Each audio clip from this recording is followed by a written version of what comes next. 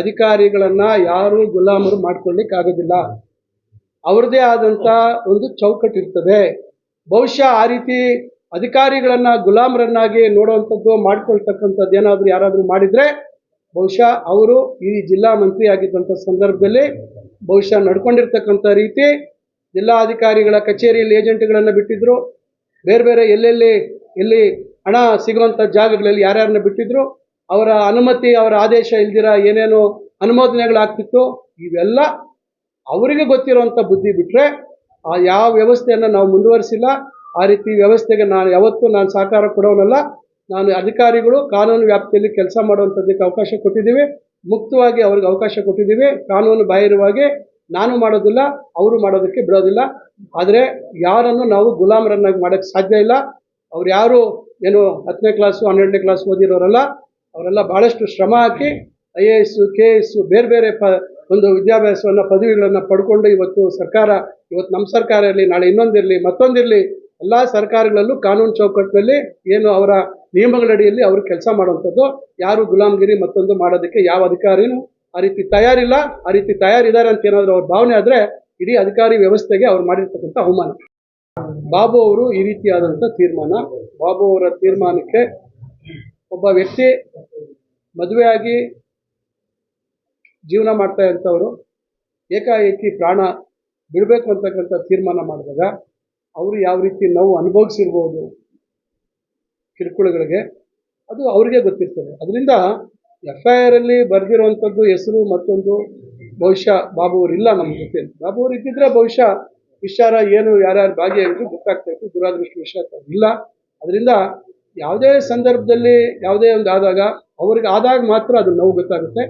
ಬೇರೆಯವರಿಗೆ ಅವರು ಅಧಿಕಾರದಲ್ಲಿದ್ದಂಥ ಸಂದರ್ಭದಲ್ಲಿ ಅವರ ವಿರುದ್ಧವಾಗಿ ವಿಚಾರಗಳನ್ನು ಹೊರಗೆ ತರುವಂಥದ್ದು, ಅವ್ರ ವಿಚಾರವಾಗಿ ರಿಪೋರ್ಟಿಂಗ್ ಮಾಡಿದ್ರೆ ಅವರಿಗೆಲ್ಲ ಅವ್ರ ಮೇಲೆ ತೊಂದರೆ ಕೊಡುವಂಥದ್ದು, ಉದ್ಯೋಗ ಕಿತ್ತಾಕ್ಸುವಂಥದ್ದು, ಇವೆಲ್ಲ ಮಾಡಿದಾಗ ಆ ಕುಟುಂಬಗಳು ಏನು ನೋವು ತಿಂದಿದೆ, ಆ ಕುಟುಂಬಗಳ ಮನೆಯವ್ರಿಗೆ ಏನು ಕಷ್ಟ ಅನುಭವಿಸಿದ್ದಾರೆ ಅನ್ನೋದು ಬಹುಶಃ ಅವರಿಗೆ ಆ ಸಂದರ್ಭದಲ್ಲಿ ಒಂದು ಅಧಿಕಾರದ ಮದ ಇದ್ದಂಥ ಕಾರಣದಿಂದ ಅವ್ರು ಕಾಣಲಿಲ್ಲ.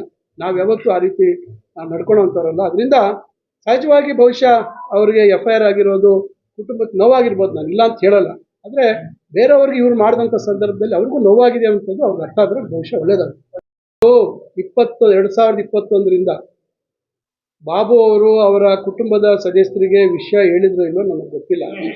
ನಾನು ಅವರನ್ನು ಭೇಟಿ ಮಾಡಬೇಕು ಅಂತಿದ್ದೀನಿ. ನಾನು ಯಾಕಂದರೆ ವಿಧಾನಸಭೆ ಅಧಿವೇಶನ ಆಯಿತು, ಈಗ ಇಲ್ಲಿ ಇಂಡೋರ್ ಸ್ಪೋರ್ಟ್ಸ್ ಕಾಂಪ್ಲೆಕ್ಸ್ ಅಥವಾ ಒಂದು ವಿಸಿಟ್ ಮಾಡಿ ಗೌರಿಬಿದನೂರಲ್ಲಿ ಅವ್ರ ಮನೆಗೆ ಹೋಗೋಣ ಅಂತ ಈಗ ಓಡ್ತಾ ಇದ್ದೀನಿ. ಯಾಕಂದರೆ ಆ ಸಂದರ್ಭದಲ್ಲಿ ನಾನು ಇದರಲ್ಲಿ ಕಾನೂನು ರೀತಿ ಕ್ರಮ ಆಗಬೇಕು ಅಂತ ಹೇಳಿದಾಗೆ ವಿನಾಕಾರಣ ನಮ್ಮ ಹೆಸರು ತರ್ತಾ ಇದ್ದಾರೆ. ಆ ಕಾರಣಕ್ಕಾಗಿ ನಾನು ತಕ್ಷಣ ಕುಟುಂಬದವ್ರನ್ನ ಭೇಟಿ ಮಾಡಲಿಕ್ಕೆ ಹೋಗಲಿಲ್ಲ. ಆದರೆ ನನ್ನ ಕರ್ತವ್ಯ ಜಿಲ್ಲಾ ಮಂತ್ರಿಯಾಗಿ ನಾನು ಅವ್ರನ್ನ ಭೇಟಿ ಆಗಲೇಬೇಕು, ಅವ್ರನ್ನ ಭೇಟಿ ಮಾಡ್ತೇನೆ. ಆದರೆ ಬಾಬು ಅವರು ಈ ರೀತಿಯಾದಂಥ ತೀರ್ಮಾನ, ಒಂದು ನಿಮಿಷ, ಅವರವರ ಹೇಳಿಕೆಗಳಿಗೆ ನಾನು ಪ್ರತಿಕ್ರಿಯೆ ಕೊಡೋದಿಲ್ಲ. ಜಿಲ್ಲಾಡಳಿತ ಸುಪ್ರೀಂ ಕೋರ್ಟು ಮತ್ತು ಹೈಕೋರ್ಟ್ನ ಆದೇಶಗಳ ಅನ್ವಯ ಜಿಲ್ಲಾಡಳಿತ ಇವತ್ತು ಕ್ರಮ ತೆಗೆದುಕೊಂಡಿದೆ. ಜಿಲ್ಲಾಡಳಿತ ಅವರ ಹೇಳಿಕೆ ಮತ್ತೊಂದನ್ನು ಗಮನಿಸ್ತಾ ಇದೆ. ಅವರು ಯಾವ ರೀತಿ ಕಾನೂನು ಚೌಕಟ್ಟಿನಲ್ಲಿ ಸುಪ್ರೀಂ ಕೋರ್ಟ್ನ ಆದೇಶಗಳಿಗೆ ಯಾವ ರೀತಿ ಮಾನ್ಯತೆ ಕೊಡಬೇಕು, ಹೈಕೋರ್ಟ್ನ ಆದೇಶಗಳಿಗೆ ಯಾವ ರೀತಿ ಮಾನ್ಯತೆ ಕೊಡಬೇಕು, ಅದರ ಅಡಿಯಲ್ಲಿ ಅವರು ಕೆಲಸ ಮಾಡ್ತಾರೆ. ಇವತ್ತು ನಾನು ನಿಮ್ಮ ಮುಂದೆ ಕೂತಿದ್ದೀನಿ. ಮುಖ್ಯಮಂತ್ರಿಗಳಿಗೆ ಕಾಂಗ್ರೆಸ್ ಪಕ್ಷದ ಹೈಕಮಾಂಡ್ ಈ ತಕ್ಷಣದಿಂದ ಸುಧಾಕರ್ ಅವರನ್ನು ಸಂಪುಟದಿಂದ ಕೈಬಿಡಿ ಅಂತ ಹೇಳಿದ್ರೆ ಮುಖ್ಯಮಂತ್ರಿಗಳು ತಕ್ಷಣ ಕ್ರಮ ತೆಗೆದುಕೊಳ್ತಾರೆ. ಅದನ್ನು ಪ್ರಶ್ನೆ ಮಾಡುವಂಥ ಹಕ್ಕು ಅಧಿಕಾರ ನಾವು ಸಾರ್ವಜನಿಕವಾಗಿ ಮಾಡುವಂಥದ್ದಲ್ಲ. ನಾವು ಪಕ್ಷದ ವೇದಿಕೆಯಲ್ಲಿ ನಾವು ಮಾಡೋದಕ್ಕೆ ಅದು ಬೇರೆ. ಆದರೆ ಒಂದು ಪಕ್ಷದ ಅಂತಿಮ ತೀರ್ಮಾನಕ್ಕೆ ನಾವೆಲ್ಲ ತಲೆ ಬಾಗ್ತಾ ಇದ್ದೀವಿ. ತಲೆ ಬಾಗುವಂಥದ್ದು ಅದು ಯಾವುದೇ ಪಕ್ಷ ಇರಲಿ. ಇವತ್ತು ನೀವು ಯಾವುದೇ ಪಕ್ಷದಲ್ಲಿ ಒಂದು ಪಕ್ಷದ ಸಿದ್ಧಾಂತ, ಒಂದು ಪಕ್ಷದ ತೀರ್ಮಾನದ ವಿರುದ್ಧವಾಗಿ ನಾವು ಪ್ರಶ್ನೆ ಮಾಡುವಂಥ ಇದು ಉದ್ಭವ ಆಗೋದಿಲ್ಲ. ಅದರಿಂದ ರಾಜಣ್ಣ ಅವರ ವಿಚಾರದಲ್ಲಿ ಅಷ್ಟೇ ರಾಜಣ್ಣವರೇ ಭಾಳ ಸ್ಪಷ್ಟವಾಗಿ ಹೇಳಿದ್ದಾರೆ. ನಾನು ಅವತ್ತಿದ್ದೆ ಅವ್ರ ಜೊತೆಯಲ್ಲಿ, ಭಾಳ ಸ್ಪಷ್ಟವಾಗಿ ಹೇಳಿದ್ದಾರೆ. ರಾಹುಲ್ ಗಾಂಧಿ ಅವರು ನಾಯಕತ್ವದಲ್ಲಿ ಅವರು ತೆಗೆದುಕೊಳ್ತಕ್ಕಂಥ ತೀರ್ಮಾನಕ್ಕೆ ನಾವೆಲ್ಲರೂ ಜೊತೆಯಾಗಿರ್ತೀವಿ ಅಂತಕ್ಕಂಥ ಮಾತನ್ನು ಹೇಳಿದ್ದಾರೆ. ಮತ್ತು ಏನಾದರೂ ಗೊಂದಲ ಅಕಸ್ಮಾತ್ ಭಯವಾಗಿ ಏನಾದರೂ ಅವರಿಗೆ ತಪ್ಪು ಮಾಹಿತಿ ಇದ್ದರೆ ನಾನು ಹೋಗಿ ಅವರಿಗೆ ಖುದ್ದು ಅವ್ರನ್ನ ಭೇಟಿ ಮಾಡಿ ಅದನ್ನು ವಿವರಣೆ ಕೊಡ್ತೀವಿ ಅಂತ ಹೇಳಿದರೆ ಅದು ಅಲ್ಲಿಗೆ ಆ ವಿಚಾರ ಮುಕ್ತಾಯ ಆಗಿದೆ. ಇವ್ರಿಗೆ ಹೇಳ್ಕೊಳ್ತಾ ಇರಲಿ, ಅದ್ರ ಬಗ್ಗೆ ನಾನು ಹೇಳೋಂಥದ್ದು ಅವಶ್ಯಕತೆ ಇಲ್ಲ. ನಾವೆಲ್ಲ ಪಕ್ಷದ ಶಿಸ್ತಿಗೆ ಪಕ್ಷದ ತೀರ್ಮಾನ, ಪಕ್ಷದ ನಿರ್ಣಯಕ್ಕೆ ಬದ್ಧವಾಗಿರ್ತಕ್ಕಂಥದ್ದು ಶುಭಾಶಯಗಳನ್ನು ತಿಳಿಸ್ಲಿಕ್ಕೆ ಬಯಸ್ತಾರೆ. ನಮಗೆ ಗೊತ್ತಿದೆ ಇತ್ತೀಚಿನ ಬೆಳವಣಿಗೆ, ಪಾಕಿಸ್ತಾನದ ಉಗ್ರಗಾಮಿಗಳು ಪಹಲ್ಗಾಮ್ಗೆ ಬಂದು ನುಸುಳಿ ನಮ್ಮ ಮಹಿಳೆಯರ ಸಿಂಧೂರವನ್ನು ಕಸಿದಿರ್ತಕ್ಕಂಥದ್ದು, ಬಹಳ ಹೀನಾಯ ಕೃತ್ಯವನ್ನು ಮಾಡಿರ್ತಕ್ಕಂಥದ್ದು. ಅದಕ್ಕೆ ಪ್ರತ್ಯುತ್ತರವಾಗಿ ನಮ್ಮ ಭಾರತ ಸರ್ಕಾರ ಕೂಡ ಒಂದು ತೀಕ್ಷ್ಣವಾದಂಥ ಒಂದು ಪ್ರತಿಕ್ರಿಯೆ ತಂತ್ರಜ್ಞಾನವನ್ನು ಬಳಸಿಕೊಂಡು ಅವ್ರ ಮೇಲೆ ಪಾಕಿಸ್ತಾನಕ್ಕೆ ತಕ್ಕ ಪಾಠವನ್ನು ಕಳಿಸ್ತಕ್ಕಂಥ ಒಂದು ಪ್ರಯತ್ನ ಆಯಿತು. ಇದರಲ್ಲಿ ಎಲ್ಲರೂ ರಾಜಕೀಯ ಭಿನ್ನಾಭಿಪ್ರಾಯಗಳನ್ನು ಮರೆತು ದೇಶದ ಒಂದು ಹಿತ ಮತ್ತು ರಕ್ಷಣೆ ಇದನ್ನು ಉಳಿಸ್ತಕ್ಕಂಥದ್ದಕ್ಕೆ ಎಲ್ಲರೂ ಸರ್ಕಾರಕ್ಕೆ ಬೆಂಬಲವಾಗಿ ನಿಂತಿದ್ದಾರೆ. ಮತ್ತು ನಮ್ಮ ಸೈನಿಕರು, ಎಲ್ಲ ವಿಭಾಗಗಳ ನಮ್ಮ ಸೈನ್ಯ ಇವತ್ತು ಇಡೀ ಪ್ರಪಂಚನೇ ಮೆಚ್ಚಿಕೊಳ್ತಕ್ಕಂಥ ರೀತಿಯಲ್ಲಿ ಕಮ್ಮಿ ಒಂದು ಕ್ಯಾಶುಯಾಲಿಟೀಸ್ ಇಟ್ಕೊಂಡು ಈ ಒಂದು ತೀಕ್ಷ್ಣವಾದಂಥ ಉತ್ತರವನ್ನು ಕೊಟ್ಟಿದ್ದಾರೆ. ನಾನು ನಮ್ಮ ಭಾರತೀಯ ಸೈನ್ಯಕ್ಕೆ ಅಭಿನಂದನೆಗಳನ್ನು ಸಲ್ಲಿಸಲಿಕ್ಕೆ ಬಯಸ್ತೇನೆ.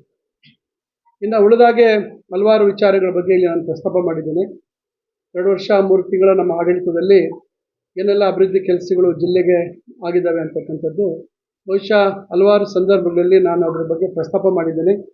ಈಗ ಅಧಿಕೃತವಾಗಿ ಆದೇಶಗಳಾಗಿರ್ತಕ್ಕಂಥದ್ದು ಮತ್ತು ಕಾಮಗಾರಿಗಳು ಪ್ರಾರಂಭ ಆಗ್ತಕ್ಕಂಥದ್ದು ನಿಟ್ಟಿನಲ್ಲಿ ಇವತ್ತು ಅಭಿವೃದ್ಧಿ ಕೆಲಸಗಳನ್ನು ಈ ಒಂದು ಪ್ರಜಾಪ್ರಭುತ್ವದ ವ್ಯವಸ್ಥೆಯಲ್ಲಿ ಏನು ಯಾವ ಉದ್ದೇಶಕ್ಕಾಗಿ ನಮಗೆ ಸ್ವಾತಂತ್ರ್ಯ ಸಿಕ್ಕಿದೆ ಅದರ ಒಂದು ಉದ್ದೇಶ ನೆರವೇರಿಸ್ತಕ್ಕಂಥದ್ದು ನಮ್ಮೆಲ್ಲರ ಕರ್ತವ್ಯ, ಜವಾಬ್ದಾರಿ. ಒಬ್ಬ ಜನಪ್ರತಿನಿಧಿಯಾಗಿ, ವಿಶೇಷವಾಗಿ ರಾಜ್ಯ ಸರ್ಕಾರದ ಒಬ್ಬ ಮಂತ್ರಿಯಾಗಿ ಮತ್ತು ಜಿಲ್ಲಾ ಉಸ್ತುವಾರಿ ಮಂತ್ರಿಯಾಗಿ ಜಿಲ್ಲೆಯ ಸಮಗ್ರ ಸರ್ವಾಂಗೀಣ ಅಭಿವೃದ್ಧಿಗೆ ಏನೇನು ಕಾರ್ಯಕ್ರಮಗಳನ್ನು ತರಬೇಕು ಅದನ್ನು ತರುವಂಥ ಒಂದು ಪ್ರಾಮಾಣಿಕ ಪ್ರಯತ್ನವನ್ನು ಮಾಡಿದ್ದೀವಿ ಮತ್ತು ಅದು ಕಾರ್ಯಗತ ಮಾಡ್ತಕ್ಕಂಥದ್ದು ಮಾಡ್ತಾ ಇದ್ದೀವಿ.